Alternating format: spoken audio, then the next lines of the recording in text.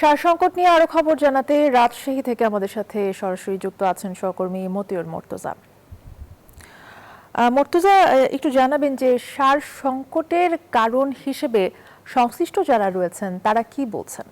এটি বেশ কিছুদিন থেকে চলছে। যারা সংশ্লিষ্ট রয়েছেন, বিশেষ করে কৃষি কর্মকর্তারা বলছেন যে সারের কোনো সংকট নেই রাজশাহীতে, তবে মাত্রা অতিরিক্ত সার ব্যবহার এবং একই সাথে কিছু অসাধু ব্যবসায়ী সার মজুত করার ফলে সারের একটি কৃত্রিম সংকট তৈরি হয়েছে, এমনটাই কিন্তু কৃষি কর্মকর্তারা আমাদেরকে জানিয়েছেন। তবে কৃষকরা বলছেন যে তারা ডিলারের কাছে যাচ্ছেন, নির্দিষ্ট দামে সার পাচ্ছেন না, তবে অতিরিক্ত মূল্যে তারা সার কিনতে বাধ্য হচ্ছেন। সেক্ষেত্রে বস্তা প্রতি 300 থেকে 500 টাকা পর্যন্ত তাদের বেশি লাগছে। আমরা ডিলারদের সঙ্গেও কথা বলেছি, ডিলাররা বলছেন যে যে সরবরাহ রয়েছে সেটি সংকট রয়েছে এবং চাহিদা অনেকটাই বেশি, যে কারণে তারা কৃষকদের চাহিদা মতো সরবরাহ করতে পারছে না। তবে যারা খুচরা পর্যায়ের ব্যবসায়ী রয়েছেন তারা বাড়তি দাম রাখছেন বলে কিন্তু ডিলাররা আমাদেরকে জানিয়েছেন। সব মিলিয়ে রাজশাহীর যে সার সংকট দেখা দিয়েছে, এটি নিয়ে কৃষকদের প্রত্যাশা যে কৃষি বিভাগ সহ সংশ্লিষ্ট যারা রয়েছে তারা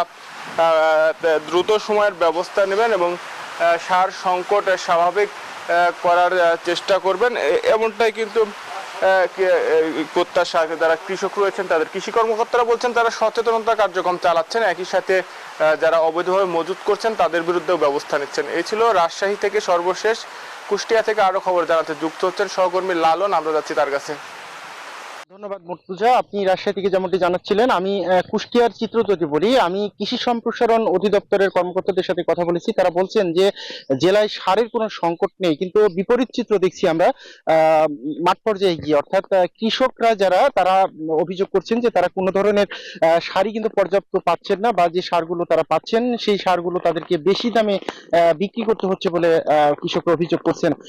এমনও হচ্ছে যে ঘন্টার পর ঘন্টা ডিলার পয়েন্টগুলোতে কৃষকরা অপেক্ষা করছেন, কিন্তু কাঙ্ক্ষিত সার না পাওয়ার কারণে তাদেরকে এই অপেক্ষা করতে হচ্ছে বলে কৃষকরা অভিযোগ করছেন।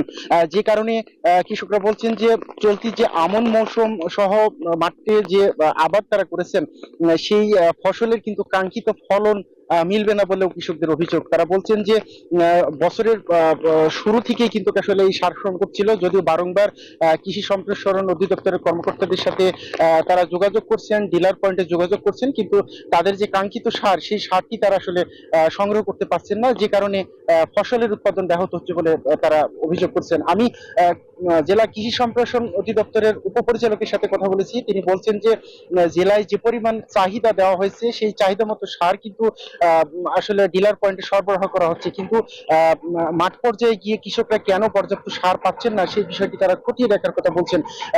কিন্তু কৃষকরা বলছেন যে তারা যে দীর্ঘদিন ধরে এই যে সারের যে সমস্যা বা সংকটের মধ্যে রয়েছেন সেটি নিরসন করা সম্ভব না হলে আগামী যে চলতি মৌসুম সহ আগামী মৌসুমের যে ফসল উৎপাদন সেটি ব্যাহত হবে এবং উৎপাদন যে লক্ষ্যমাত্রা রয়েছে সেটি পূরণ হবে না বলেও তারা আসলে জানিয়েছেন। তো এই ছিল কুষ্টিয়া থেকে সার সংকট নিয়ে সর্বশেষ।